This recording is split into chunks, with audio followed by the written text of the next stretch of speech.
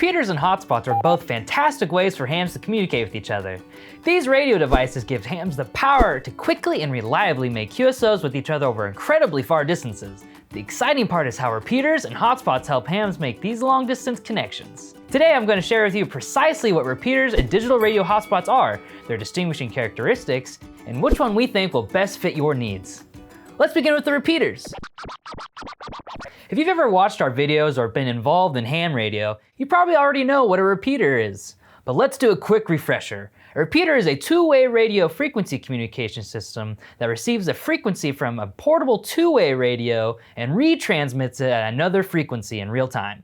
This function allows repeaters to broadcast to a much broader reception spectrum. It acts as a communication device that links between two radio operators to cover a large area. To break that down more simply, think of a radio as a microphone. A repeater helps you communicate with other radio operators at greater distances. There are many different kinds of repeaters, but the main types are digital and analog repeaters. Our primary focus today will be discussing digital repeaters. We shared the link down below to our previous video explaining the differences between those two modes. Hams mainly operate these repeater systems within the hobby and their amateur radio clubs. Digital repeater systems typically fall between 2mm, 1.25mm, and 70cm bands. These repeaters can also be connected via the internet using voice over IP. VoIP helps with connecting distant repeaters that would otherwise be unreachable. With these repeater structures, your system's range can only be limited by the number of the equipment you plan to install. But if a repeater does the job of retransmitting your signal, why do you need a hotspot? Let's first explain what a digital radio hotspot is.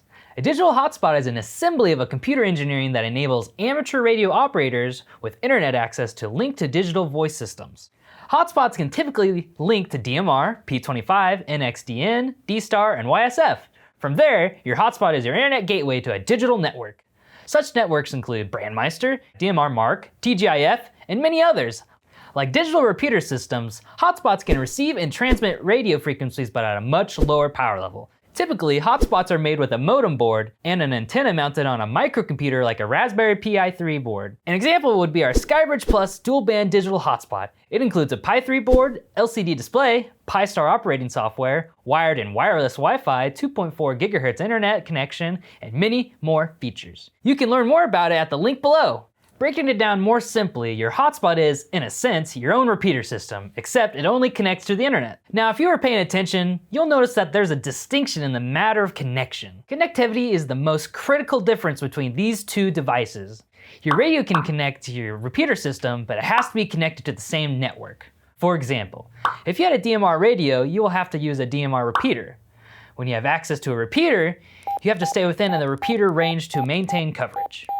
For a hotspot, which uses a Wi-Fi connection, all you have to do is be in the cellular signal range.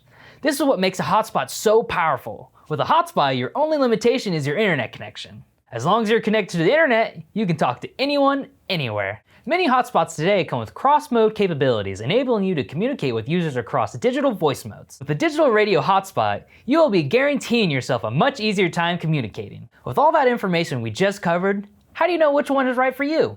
Well, choosing one of these two radio devices comes down to what you're looking to do. If you're an amateur radio club or focusing on creating a self-sustainable communication network, a repeater system is right for you. Here at Bridgecom Systems, we have a small team of repeater experts dedicated to creating a tailored turnkey system for your club. Click below to learn more about our personalized digital repeater systems. On the other hand, if you're just an individual ham who's looking to make a DMR QSO, we recommend the hotspot. And if you don't have a digital repeater in your area, then it becomes a must-have. It acts as your very own repeater. Many members of our community have problems with their repeaters being out of range. Our Skybridge digital hotspot provides continuous coverage regardless of if you're in range of your repeater. To learn more, click the link below. Which device do you think is better for you?